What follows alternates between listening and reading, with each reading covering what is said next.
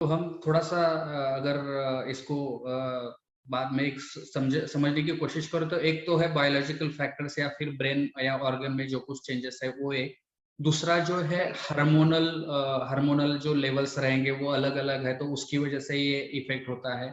तीसरा जो है वो जो लाइफ इवेंट्स है कि मेनार्के रहेगा, मंथली जो मेंस्ट्रुअल साइकिल होता है वो टाइम रहेगा, या फिर प्रेगनेंसी रहेगा, डिलीवरी रहेगी, या फिर मेनोपॉज रहेगा। तो ये जो इवेंट्स है रिलेटेड टू द मतलब साइकिल, मेंस्ट्रुअल साइकिल और रिप्रोडक्टिव वी कैन से, तो उस वो एक है। और तीसरा जो सबसे इम्पोर्टेंट है वो सोसाइटी में जो उनका रोल है, जेंडर डिस्क्रिमिनेशन हो, या फिर as a mother, as a wife उनका रोल हो, या फिर ट्रॉमा जो अब्यूज है वो हो, तो वो एक है।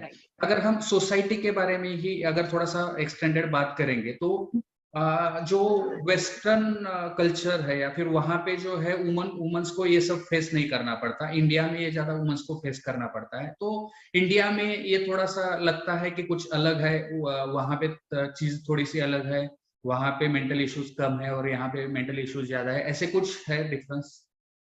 मतलब अगर इंडियन इंडियन सिनारियो क्या है फिर at present?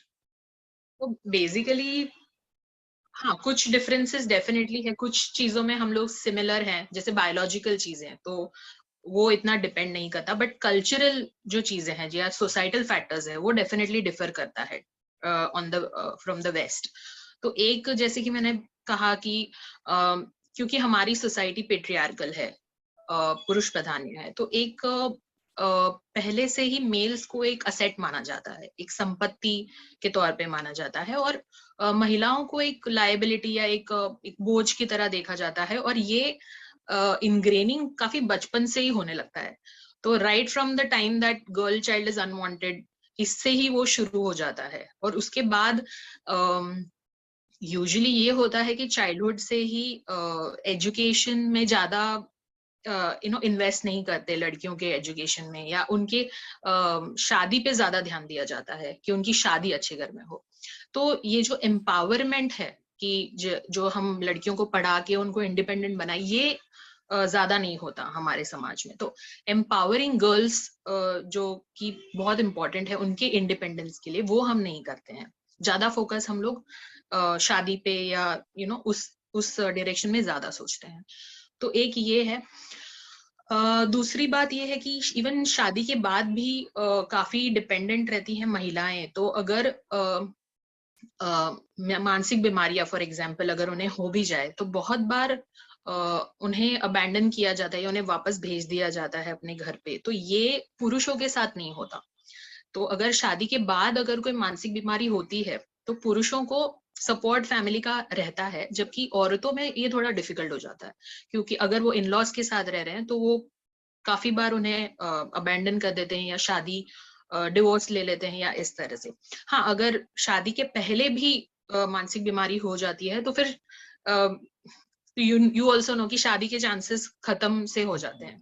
No one wants to marry. तो बहुत बार फैमिली मेंबर्स डोंट रिवील कि मेंटल इलनेस है, और इसका भी एक बुरा असर होता है, क्योंकि शादी के बाद जब इन लॉस को पता चलता है तो उनका नजरिया पेशेंट की तरफ एकदम नेगेटिव हो जाता है, तो वो केयर ही नहीं करते। तो इस तरह से महिलाओं का जो दर्जा है वो काफी एक सेकंड क्लास सिटीजन की तरह है। तो उनके हेल्थ को इतना इम्पोर्टेंस नहीं दिया जाता है through out the life span. दूसरी एक चीज है, जैसे कि हमने डिस्कस किया कि जो क्राइम्स है अगेंस्ट वुमेन, ये काफी ज्यादा है स्पेशली हमारे कंट्री में। तो right from female infanticide to dowry deaths to honour killing to acid attacks, sexual abuse, rape, ये इसकी मात्रा ज्यादा है। सो जो सेफ्टी इंडेक्स है उसमें हमारा कंट्री बहुत ज्यादा अच्छा परफॉर्म नहीं कर रहा है विमेन सेफ्टी में।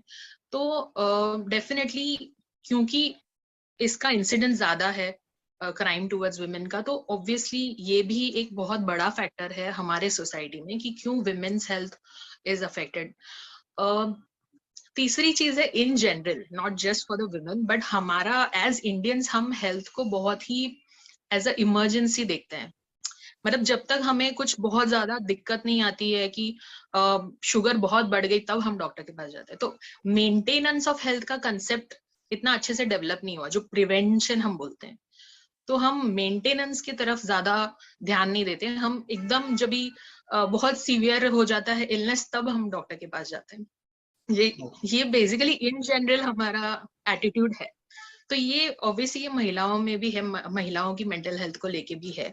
तो ये इंडियन सिनेरियो में ये कुछ फैक्टर्स हैं जिसपे हम काम कर सकते हैं एज अ सोसाइटी।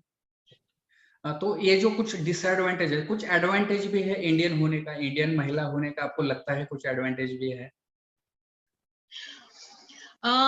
मुझे एक्चुअली सबसे बड़ा एडवांटेज ये लगता है इंडियन होने का कि हमारे यहाँ एक, अगर आप वर्किंग वुमेन को ले लीजिए, तो यहाँ पे हमें क्योंकि हमारे फैमिली डायनामिक्स ऐसे होते हैं कि यूजुअली पेरेंट्स होते हैं हमारे साथ रह रहे होते हैं, whether it is your mother, your parents या योर इन लॉज। तो ये एक सपोर्ट सिस्टम होता है। और एक टू बी ऑनेस्ट, जो हायर्ड हेल्प है वो हमारे यहाँ इजीली एक्सेसिबल है, जिसको हम बोलते हैं प्यार से बाई। तो ये थोड़ा डिफिकल्ट है in the west. So a lot of times, for example motherhood है, या आप बैलेंस ट्राई कर रहे हैं कि घर के भी काम करने हैं, बाहर का भी आप काम पे भी बाहर जा रहे हैं, तो ये बैलेंस करना थोड़ा मुश्किल हो जाता है। But here because you have that support, तो कुछ ऑफ कोर्स ये औरतें ही होती है जो दूसरी औरतों को सपोर्ट करिए, but yes you get that sort of support in our country. तो वो एक डेफिनेटली एक हम अप्रिशिएट कर सकते हैं। डेफिनेटली। और मुझे और दो चीजें लगती है, एक तो जो सनलाइट है, जैसे हमने बोला कि फीमेल में या फिर serotonin is dependent on sunlight, like अगर सनलाइट अच्छी हो तो सेरोटोनिन का प्रोडक्शन अच्छा होता है। तो हमारे यहाँ पे मतलब सनलाइट का अच्छा ये है, अवेलेबिलिटी है, तो थोड़ा सा चांसेस कम है। और दूसरा जो आपने बताया कि दो दे इमरजेंसी में आते हैं, लेकिन इमरजेंसी में हेल्प भी बहुत जल्दी मिल जाती है। अगर हम वेस्टर्न की बात करें तो यहाँ पे उनको 1 मंथ का वेटिंग होता है। अगर कोई साइकेट्रिक भी पेशेंट रहेगा, उसको कितना भी सीवियर प्रॉब्लम होता होगा, तो उसको पहले जीपी के पास में जाना पड़ता है, वहां पे उसको नंबर लगाना पड़ता है, तो फिर जब उनका नंबर आएगा तो उनको दिखाना जाना पड़ता है। यहाँ पे ऐसे कि चलो आज तकलीफ हुई, अभी जाना है तो 10 मिनट में कोई ना कोई साइकेट्रिस्ट अवेलेबल हो जाएगा। तो डेफिनेटली वो एक थोड़ा सा एडवांटेज है।